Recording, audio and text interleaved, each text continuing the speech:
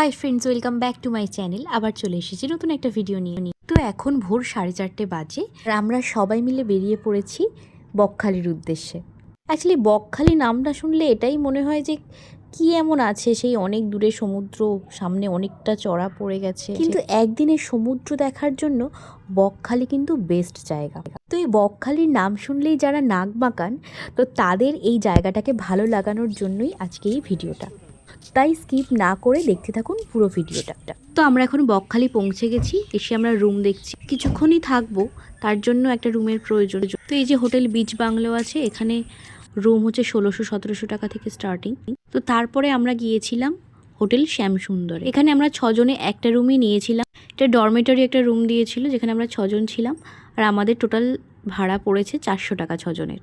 আর রুমগুলো যথেষ্ট ভালো ছিল, কিন্তু আপনারা চাইলে এখানে থাকতে পারেন। তারপরে আমরা বাস স্ট্যান্ডের কাছে চলে গিয়েছিলাম। তো সেখানে এই যে হোটেল বনশ্রী, সেখানের খাবার দাবার কিন্তু অসাধারণ। আমরা ব্রেকফাস্টও করেছি, তারপর লাঞ্চও করেছিলাম। তো প্রত্যেকটা টেস্ট কিন্তু খাবারের খুব সুন্দর। বকখালি পৌঁছতে আমাদের সময় লেগেছে প্রায় 2.5 ঘন্টা। আমরা এমনি গাড়ি রিজার্ভ করে সবাই মিলে গিয়েছিলাম। এছাড়া কলকাতা থেকে টানা বকখালির বাসও পেয়ে যাবেন। এছাড়া আপনারা ট্রেনে করেও আসতে পারেন। শিয়ালদা থেকে নামখানা লোকালে করে নামখানা এসে নামখানা থেকে বাসে করে বকখালি আসতে পারেন। তবে হ্যাঁ, প্রাইভেট কার বা গাড়ি রিজার্ভ করে এলে কি একদিনের মধ্যেই আপনারা ভালোভাবে ঘুরে বেরিয়ে যেতে পারেন এখান থেকে। তো আমরা ব্রেকফাস্ট করে এখন যাচ্ছি বকখালির সি বিচে। তো দেখতে পাচ্ছেন সেই দূরে সমুদ্র, অনেকটা হেঁটে যেতে হচ্ছে। জানি এটা দেখলে কারোরই ভালো লাগবে না, মনে হবে ধুর সেখানে যাওয়ার থেকে দীঘায় যাওয়া ভালো। তবে বকখালিটা কিন্তু আমরা অনেকটাই ফাঁকা ফাঁকা পেয়েছি। আর এই যে দেখুন, যেন মনে হচ্ছে বিচের উপরে কেউ এরকমভাবে ডিজাইন করে দিয়েছে। এর ভেতরের কাঁকড়া বা কোনো পোকা এরকমভাবে মাটি থেকে বেরিয়েছে, যে মানে বালির ভেতর থেকে, যে কারণে এরকম ডিজাইন হয়ে গেছে। তো যাই হোক, এই যে আমরা সমুদ্রের ধারে একদম এসেই গেছি। ঢেউ যতই কম হোক, তাও সমুদ্র তো, তাই বেশ ভালোই লাগছিল। আর আমার এই ফাঁকা ফাঁকা বিষয়টাও বেশ ভালো লাগে, বেশি ভিড় ভালো লাগে না, তো সেই জন্য আমার তো বেশ ভালোই লেগেছে। তবে এর পরের জায়গাগুলো আরও ভালো লাগবে, তাই অবশ্যই কিন্তু পুরো ভিডিওটাই দেখবেন। আর একদিনের জন্য এর থেকে ভালো আর জায়গা হয় না। হ্যাঁ, আপনাদের হয়তো মনে হতেই পারে এর থেকে ভালো কোনো পার্কে বসে থাকলে আরও ভালো লাগবে, কিন্তু সেগুলো হচ্ছে আর্টিফিশিয়াল। এই যে প্রকৃতির এত কাছে, এই যে ভালোভাবে যে অক্সিজেন নিতে পারছেন, এই ব্যাপারটা কিন্তু এই প্রকৃতির কোল ছাড়া পাবেন না।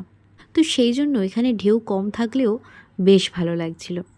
তবে আর একটা কথা আপনাদের জানিয়ে রাখি, আপনারা যদি একদিনের জন্যই যান, মানে ভোরবেলা বেরিয়ে রাত্রেবেলা বাড়ি ফিরে আসেন, সেক্ষেত্রে সাথে যদি বাচ্চা বা বয়স্ক কেউ না থাকে, আপনারা চাইলে কিন্তু রুম নাও নিতে পারেন। কারণ এখানে দেখছিলাম ম্যাক্সিমাম জায়গাতেই কিন্তু রুমগুলো কিন্তু 1600 বা 2200 এই রকম বলছে স্টার্টিং। আমাদের সাথে যেহেতু দিদা ছিল, তো সেই জন্যই রুম নেওয়া হয়েছে। তো এখন আমরা যাচ্ছি সাইট সিনে হেনরি আইল্যান্ড দেখতে। বকখালি এলে অবশ্যই কিন্তু হেনরি আইল্যান্ডটা দেখতে যাবেন। আপনারা টোটো করেও যেতে পারেন যদি নিজস্ব গাড়ি না থাকে। এখানে টোটোতে 5টা স্পট দেখাবে 500 টাকা। মানে আপনারা 1 জন যান, 2 জন যান বা 5 জন যান, টোটোর পুরো ভাড়াটা হচ্ছে 500 টাকা। তো এখন আমরা চলে এসেছি এই হেনরি আইল্যান্ডে। তো আমরা আমাদের গাড়ি করেই গিয়েছিলাম, আপনারাও প্রাইভেট গাড়ি করে আসলে সেই গাড়ি করেই যেতে পারেন হেনরি আইল্যান্ড। হেনরি আইল্যান্ডে গিয়ে আপনারা তো সি বিচ তো পাবেনই, তার সাথে ম্যানগ্রোভ অরণ্যও পাবেন। তো এখানের এই রাস্তাটা কিন্তু বেশ ভালো লাগছিল। তবে বয়স্ক কেউ সাথে থাকলে অবশ্যই কিন্তু জল রেখে দেবেন, কারণ গরমের সময় এই রাস্তাটা অনেকটা, তো তাই হাঁটলে কিন্তু একটু কষ্ট হবে বয়স্কদের ক্ষেত্রে। তবে আজকে ওয়েদারটা কিন্তু ভীষণ ভালো ছিল, সকালবেলার দিকটা কিন্তু বেশ ঠান্ডা লাগছিল।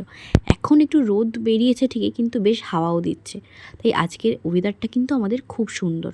এই যে আমরা হেনরি আইল্যান্ডে এসেই গেছি, আর হেনরি আইল্যান্ডের পাশে যে সি বিচটা আছে তার আমরা প্রায় সামনেই চলে এসেছি। বকখালিতে এলে এই জায়গাটা কিন্তু অবশ্যই আসবেন, একদম মিস করবেন না। এই জায়গাটা কিন্তু খুব সুন্দর।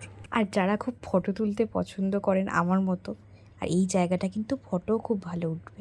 তবে এখানে এসে একটু সময় কাটিয়ে ফটো তুলে ভিডিও করে তারপরে কিন্তু বেশি দেরি না করেই চলে যাবেন বেনেফিসের ওখানে জেটি ঘাটে। ওখান থেকেই আপনারা চলে যেতে পারেন জম্মুদ্বীপ। ফ্রেশ অক্সিজেন নেয়ার বেস্ট জায়গা। এর আগেও আমরা বকখালি এসেছিলাম, তবে ওইখানে যাওয়া হয়নি। তবে এবারে অবশ্যই যাব এবং আপনাদের সাথে শেয়ারও করব। তো প্রথমে আমরা জেটিঘাটটা খুঁজে পাইনি, প্রথমে আমরা ভুল করে এই জায়গাটা নেমেছিলাম। তো অনেকেই দেখছিলাম এই সেম ভুলটা করেছে, এইখানটা নেমে পড়েছে।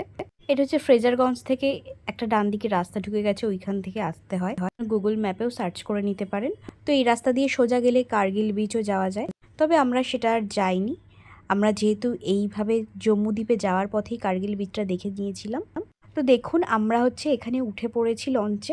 এই লঞ্চগুলোতে মিনিমাম 15-20 জন যাওয়া যায়, আর ম্যাক্সিমাম ধরুন প্রায় 50 জনও যেতে পারে।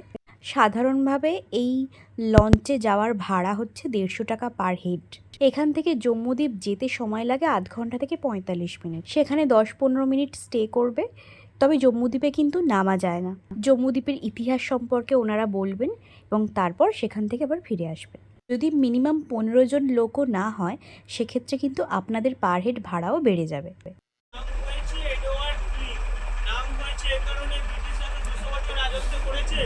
কিছু কিছু জায়গার নাম ওনাদের নামেই হয়ে আছে, যেটা এখনো চেঞ্জ হয়নি, বুঝতে পারলেন? এবারে সামনে আমরা জম্মুদ্বীপে গিয়ে বোটটা বন্ধ করে একবার করে বলবো কেন নামতে দেয় না আর আশপাশে কি দ্বীপ আছে সব। এখানে ভিডিওতে কতটা বোঝা যাচ্ছে জানি না, হুগলি নদী এখানে বঙ্গোপসাগরে মিশছে, তাই এখানের জলটা দেখুন কাচের মতো স্বচ্ছ। আর এই যে সামনেই জম্মুদ্বীপ দেখা যাচ্ছে। অ্যাকচুয়ালি জম্মুদ্বীপটা আগে অনেক বড় ছিল এবং এখানে বেশ কয়েক হাজার জেলে পরিবার বসবাস করত। তারা এখানে মাছ ধরে মাছগুলোকে শুটকি মাছ করার জন্য এখানে রোদে শুকনো করতে দিত এবং তার জন্য এরা প্রচুর পরিমাণে কিন্তু গাছপালা কেটে দিত এবং এর ফলে দ্বীপটা আস্তে আস্তে নষ্ট হয়ে গেছে এবং দ্বীপের অনেকটা অংশ কিন্তু এই জলের তলায় চলে গেছে। এখন এই যে দ্বীপে, এই জম্বুদ্বীপে কিন্তু এখন আর নামা যায় না। অনেক বছর থেকেই, প্রায় বাম আমল থেকেই কিন্তু এই দ্বীপে নামা বন্ধ হয়ে গেছে।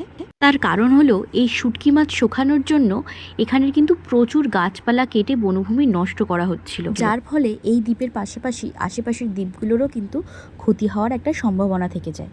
এবং এই দ্বীপে যেসব জনবসতি ছিল তাদেরকে সরিয়ে সাগর দ্বীপে এবং এইদিকে ফ্রেজারগঞ্জে কিন্তু পাঠানো হয়েছে এবং তারা তাদের ব্যবসাটা এইখানে স্থানান্তরিত করে দিয়েছে। আমরা জম্মুদ্বীপ দেখতে এসে যেরকম এই ইতিহাস সম্পর্কে জানলাম, সেরকম এখানে আশেপাশে কোনটা মৌসুনী আইল্যান্ড, কোনটা সাগর দ্বীপ, সেইগুলোও কিন্তু দেখলাম। আর এই যে এটা হচ্ছে বাথরুম। আপনারা বকখালি এলে এখানে অবশ্যই আসবেন ফ্রেশ অক্সিজেন নেওয়ার জন্য। তো আমরা এখন লাঞ্চ করতে এসেছি সেম হোটেলে। তো আমরা নিয়ে নিয়েছিলাম চিকেন থালি। তো তার সাথে যেরকম এমনি ডাল সবজি তো ছিলই, 2 রকম সবজি, আর 4 পিস করে চিকেন ছিল। আর চিকেন বাদ দিয়ে বাকি সবটাই কিন্তু রিপিটেবল।